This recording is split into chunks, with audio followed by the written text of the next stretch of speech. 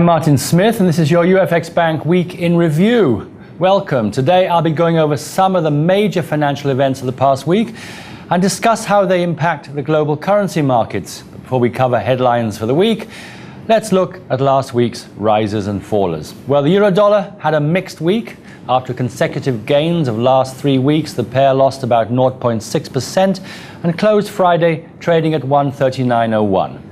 The British pound had a mixed performance as well this week against the dollar, making a fall of 1.14% and closing at 1.6082. The US dollar was making gains against the Japanese yen throughout the week, until Friday, that is, when the yen rebounded. The strength of the yen rebound pushed the pair to 81.87 for a fall of 0.52%. Once again, the US dollar slid against its Canadian counterpart in a mixed week of trading. The fall wasn't very significant, dropping only 0.06% and closing at 0.9710. Taking a look at commodities, gold had a mixed week that ended down thanks to a huge drop on Thursday. By the close of Friday trading, gold had fallen 0.77% to close at just under $1,417 an ounce.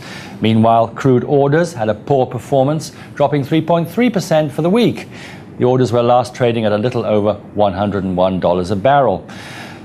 Well, in the news this week, Japan's central bank is making its best efforts to ensure financial market stability after the country's devastating earthquake and tsunami.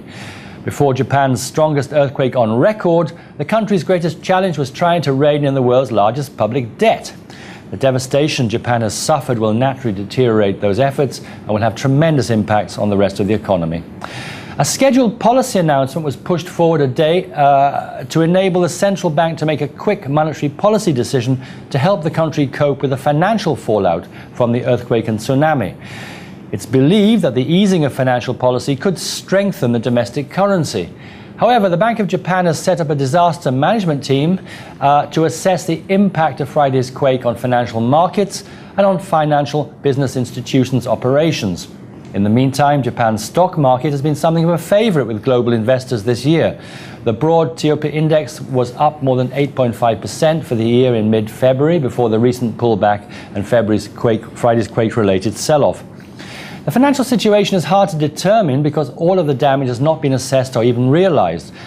With a potential for nuclear fallout still a concern at the Fukushima plant and cleanup efforts very much in their infancy, I think we'll have a much clearer picture of the Japanese economy by next week.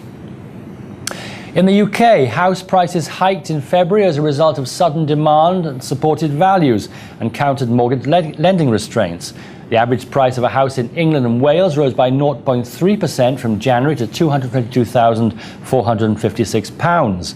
Last year, the values fell 0.5%, which was the first annual decline since October 2009.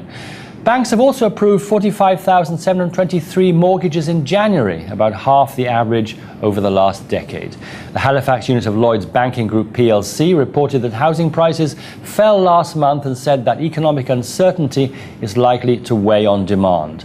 The Bank of England maintained its emergency stimulus to nurse an economy going through the biggest fiscal squeeze since World War II. According to Academetrics, which combines initial housing transaction data and other price measures to produce an estimate for the most recent month, the number of transactions rose about 5% to 41,200 in February. This makes it the second weakest February since 1995, when land registry data began, and it's also about 61% of the average monthly sales transactions over the last 16 years. Taking a look at the rest of Europe, the leaders of the 17 nations that make up the euro have come up with a solid plan to tighten economic cooperation. This clears the way for German Chancellor Angela Merkel to finish a comprehensive package to offset the debt crisis. The blueprint, intended to boost competitiveness by shortening deficits and reducing labor costs, sets goals rather than binding targets, helping to overcome objections to the version proposed last month. These Euro region leaders reached an agreement in principle on the pact for the euro. However, the leaders are still discussing the other elements of the package. The efforts aim to stop a worsening of the region's debt crisis and lower borrowing costs, enough for Portugal and Spain to avoid having to seek emergency aid. The leaders have set March 25th as the deadline to approve a comprehensive package. Well, that's all we have time for now. We hope you enjoyed our weekly review and you'll join us next week. Until then, be sure to visit us at UFXBank.com. You can also follow us on Twitter and Facebook. To submit questions to our weekly broadcasts, please email your questions to me, that's Martin Smith, at askthebroker@UFXBank.com. That's askthebroker@UFXBank.com. So from UFX Bank, I'm Martin Smith, and have a pleasant week.